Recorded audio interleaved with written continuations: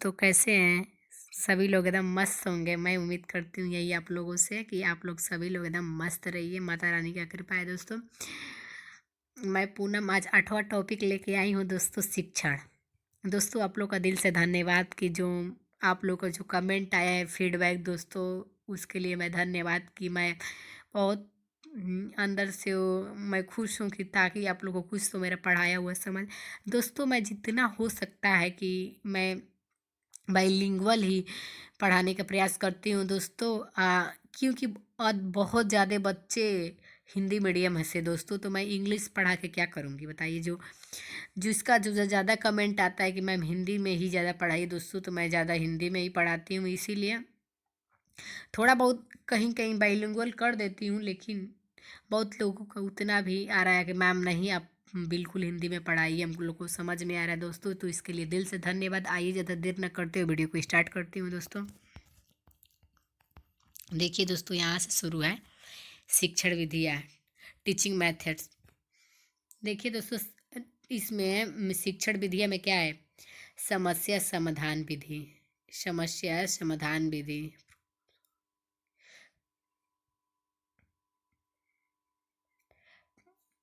एक मिनट दोस्तों, आइए देखते हैं दोस्तों। समस्या समाधान विधि, प्रॉब्लम सॉल्व मेथड। इसमें जो स्टूडेंट होते हैं दोस्तों ना, एक जैसे उनको प्रॉब्लम दी जाती है, जिसे स्टूडेंट उसको खोजपूर्ण माध्यम से उसको उस समस्या का दोस्तों समाधान करा। जैसे किसी भी प्रकार का, मान लीजिए आपके आप जैसे छोटे बच्चे हैं दोस्तों, मान लीजिए अपर ले जो 6 to 8 है दोस्तों, उनको कोई समस्या दे दीजिए।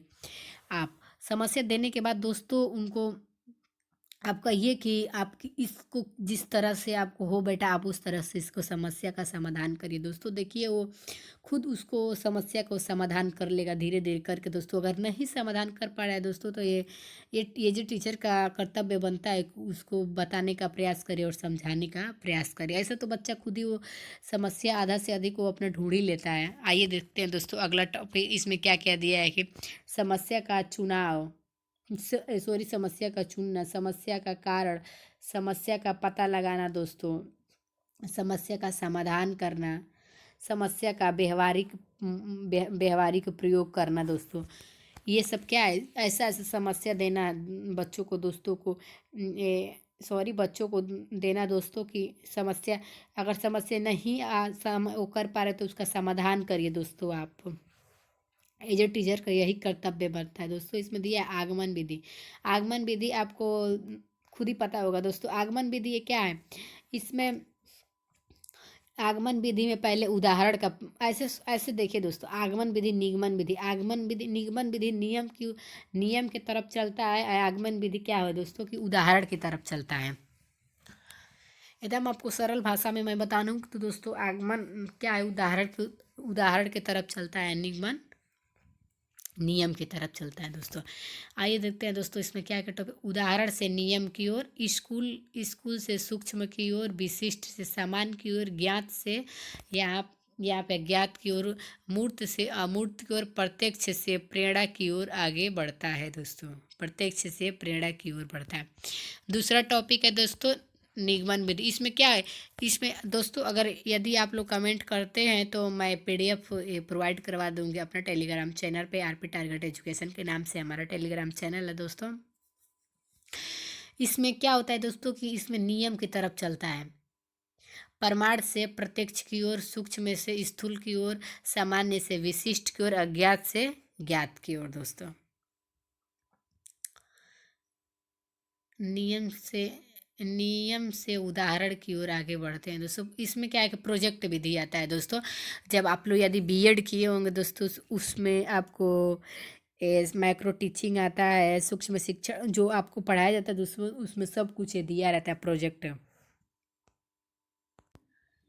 प्रोजेक्ट विधि, प्रोजेक्ट मेथड। इसके प्रवक्ता किलपैट्रिक थे। यह विधि अनुभव केंद्र होती है। यह बालकों के सामाजिककरण पर विशेष बल देते हैं। इस विधि में विद्यार्थी स्वतंत्र रूप से कार्य करता है एवं अपनी समस्याओं का हल अपने स्वयं के विचारों आधार पर करता है। यह विधि प्राथमिकता के सिद्धांत पर कार्य करती है दोस्तों। प्रोजेक्ट विधि मतलब जैसे कि किसी भी दोस्तों जैसे मान लीजिए कि कोई समस्या देते हैं, अगर बच्चा खुद ही वो अपने आप वो वास्तविक जीवन से देखते हुए दोस्तों क्या करता है, समस्या का समाधान कर देता है दोस्तों। प्रत्यक्ष विधि, डायरेक्ट मेथड, इस विधि दोस्तों यदि आप लोग कहेंगे तो जो मैं हिंदी में टाइप करवाई हूँ इसको इंग्लिश में भी टाइप करवा दूँगी दोस्तों, अगर आपको दिक्कत हो पढ़ने में तो।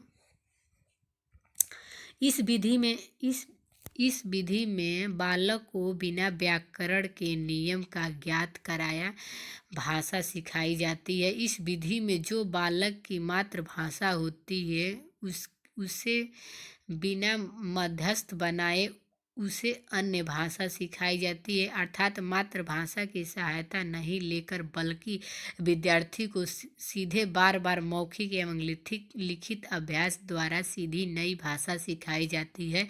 इसके क्षेत्रीय भाषा का भी प्रयोग नहीं किया जाता। इस विधि का वार्तालाप के माध्यम से अधिक सीखने पर बल दिया जाता है, जिसे वह प्राकृतिक रूप से सीखा जाता है। दोस्तों आप लोग को बता दो प्रत्यक्ष जो डायरेक्ट मेथड क्या है दोस्तों। जैसे मान लीजिए कि आप मान लीजिए आप यूपी के हैं या भारतीय है दोस्तों, आपको बस हिंदी बोलने आता है दोस्तों। यदि आप इंग्लैंड में चले जाते हैं जहाँ अंग्रेजी बोली जाती है, जहाँ कोई अदर भाषा बोली जाती है दोस्तों, अगर वहाँ आप रहेंगे ना 2 दिन 3 दिन 4 दिन 10 दिन, आपको 1 महीने में दोस्तों आपकी मातृभाषा के बिना सहारा लिए ही उन लोगों का भाषा आप सीख जाएंगे। बिना आपकी कोई मातृभाषा का सहारा लिए बिना आप उनकी भाषा को सीख जाएंगे दोस्तों। तो इसमें यही कह रहा है कि प्रत्यक्ष विधि जो आप बिना किसी कॉपी किताब या किसी बस उन लोग के जो बोलेंगे अपने में वार्तालाप करेंगे दोस्तों, मौखिक अपने बातचीत करेंगे, आप उसी के सहारे क्या करेंगे, आप खुद ही सीख जाएंगे दोस्तों। तो इसी में डायरेक्ट मेथड उसी को कहते हैं। अगला है दोस्तों विश्लेषण विधि। इस विधि में समस्या के छोटे छोटे भागों में बांटकर उनका अध्ययन व समीक्षा करते हुए उसका हल किया जाता है दोस्तों। विश्लेषण विधि ये है कि किसी भी बड़े समस्या को छोटे छोटे हिस्से में अगर हम बांट के ये अगर मान लीजिए यही बहुत बड़ा दोस्तों, हम बहुत बड़ा आधा घंटा का वीडियो बना देते हैं, 1 घंटा का वीडियो बना देते हैं दोस्तों, आपको मन नहीं लगेगा। ये अगर यही मैं टॉपिक छोटा छोटा करवा रही हूँ दोस्तों, तो आपको भी पढ़ने में मतलब सही लगता होगा, जल्दी से वीडियो भी ख़त्म हो जाता है, वो आपका ज़्यादा टाइम भी नहीं लगता है दोस्तों। यही इसमें संश्लेषण विधि है दोस्तों। विश्लेषण तथा संश्लेषण विधि एक दूसरे के पूरक है। विश्लेषण कर लेने पर पश्चात यही संश्लेषण का कार्य होता है। इस विधि में किसी समस्या को छोटे छोटे भागों में जोड़ते हुए समस्या का हल किया जाता है। इस विधि में प्रयोग प्राय ज्यामिति में किया जाता है दोस्तों।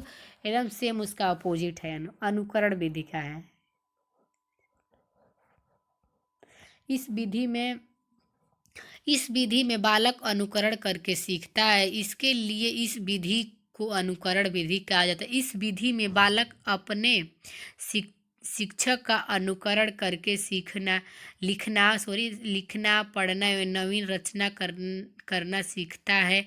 इस विधि के अंतर्गत बालक शिक्षक के उच्चारण को सुनने वाचन करना सीखते हैं। पहले शिक्षक बोलता है, फिर बच्चे उसको अनुकरण करके सीखते हैं। इसी विधि के आधार पर शुद्ध उच्चारण को ही भाषा शिक्षक का सर्वश्रेष्ठ गुण माना जाता है दोस्तों। क्या है अनुकरण दोस्तों, आप अपने घर पे ही ले लीजिए दोस्तों। हम यही कहते हैं, मतलब सभी लोग, अगर सभी टीचर यही कहते हैं, या बहुत ऐसे भी आम भाषा में लोग कहते हैं दोस्तों कि यदि आप बच्चे को गाली देते हैं तो वो भी क्या करेगा, वो आपको गाली देगा ही। आज ना तो कल आपको नहीं गाली देगा, एक घर के बाहर जाएगा तो गाली देगा। इसीलिए कहते हैं दोस्तों कि बच्चे घर में छोटे हैं या किसी से भी आप अच्छे से व्यवहार करिए, अच्छे से बात करिए, क्योंकि यही जो बच्चे होते हैं वही नकल करके ही आपके बोलते हैं। तो इसी में वो टीचर पे दिया गया है दोस्तों कि अगर टीचर सही से उसको पढ़ा रहा है, सही मतलब व्यवहार उसके साथ प्रस्तुत कर रहे थे दोस्तों, बच्चा भी वही सीखेगा।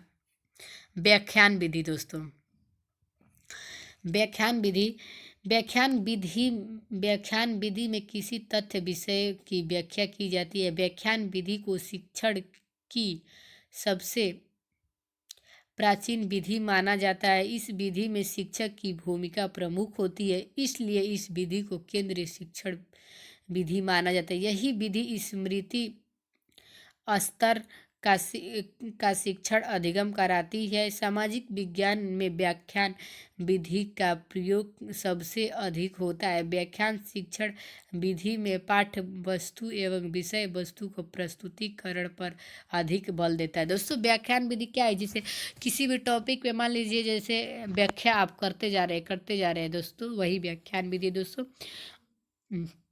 अगला टॉपिक है दोस्तों, इसमें अभी 2 ठो टॉपिक और बचा है दोस्तों, ऊपर है जो मैं आपको बता दे रही हूँ दोस्तों। पोर्टफोलियो से है दोस्तों। पोर्टफोलियो दोस्तों क्या है कि जैसे बच्चा अगले क्लास में जाता है दोस्तों, तो उसका रिकॉर्ड, उस बच्चे का जितना एक्टिविटी होता है दोस्तों, पेपर से लगाई उसका जितना एक्टिविटी होता है सब उसको एक पोर्टफोलियो फाइल में बना कर रखा जाता है दोस्तों। पोर्टफोलियो भी हर साल पूछने वाला एक प्रश्न है दोस्तों। सॉरी। पोर्टफोलियो एक प्रकार की फाइल होती है जिसमें किसी बच्चे के एक निश्चित समय में किए गए कामों या संग्रह होता है। इसमें बच्चे की उपलब्धि, प्रगति और कमियों का भी रखा जाता है। पोर्टफोलियो से बच्चे की महत्वपूर्ण जानकारियाँ मिलती है, जैसे कि व्यक्तिगत, पारिवारिक, शैक्षणिक संघर्ष, शैक्षणिक संस्कृति तथा सामाजिक जानकारियाँ आदि दोस्तों। बच्चे के पोर्टफोलियो बनाने का यही उद्देश्य होता है कि इसकी सहायता से उनका मूल्यांकन करना आसान नहीं होता दोस्तों। यही कह रहा है कि पोर्टफोलियो के माध्यम से क्या होता है दोस्तों कि बच्चे का मूल्यांकन करना बहुत आसान होता है दोस्तों। मान लीजिए कि आप फर्स्ट क्लास टीचर हैं दोस्तों, तो आप बच्चे का पोर्टफोलियो बना लिए हैं दोस्तों, तो अगर अगले क्लास में वो सेकंड क्लास में जाता है तो आप सेकंड क्लास के टीचर को पोर्टफोलियो दे देंगे, तो दोस्तों उसको मूल्यांकन करने में उसको सही तरीके से कर लेगा, ज़्यादा उसको दिक्कत नहीं होगा कि बच्चे का सारा एक्टिविटी जितना गतिविधि है बच्चों को सब उस पोर्टफोलियो के अंदर है दोस्तों। तो अगले वाले क्लास टीचर को बहुत अच्छी तरीके से बच्चे के बारे में पता चल जाएगा दोस्तों। रिकॉर्ड, इसमें बच्चे की सभी तक इसी पोर्टफोलियो का ही दोस्तों एक हिस्सा है। इसमें बच्चे के सभी तरह के रिकॉर्ड रखते हैं दोस्तों। इसमें बच्चे के क्लास से संबंधित भी रिकॉर्ड रखा जाता है दोस्तों। सारे उसमें जितने हैं ना, मैं नहीं बोली, जितने बच्चे का एक्टिविटी होता है, उसकी व्यक्तिगत है, उसकी परीक्षा से रिलेटेड, परीक्षा में बेचारा बच्चे कितना अंक ला रहा है, कैसा है पढ़ने में, सारा सब कुछ उसका उसी पोर्टफोलियो में रहता है दोस्तों। वीडियो कैसा लगा ज़रूर कमेंट करके बताइए दोस्तों। प्लीज़ आपको समय आने पे सब कुछ बता दिया जाएगा दोस्तों कि हम क्या हैं क्या नहीं है, कौन है दोस्तों। हम लोग के पास अभी उतना सुविधा उपलब्ध नहीं हो पा रही है दोस्तों, हम लोग प्रत्यक्ष रूप से आके पढ़ा पाए दोस्तों। प्रत्यक्ष रूप से पढ़ाने का कुछ अलग ही अंदाज होता है दोस्तों। ऐसे पढ़ाने का मतलब आप लोग समझ ही रहे हैं दोस्तों।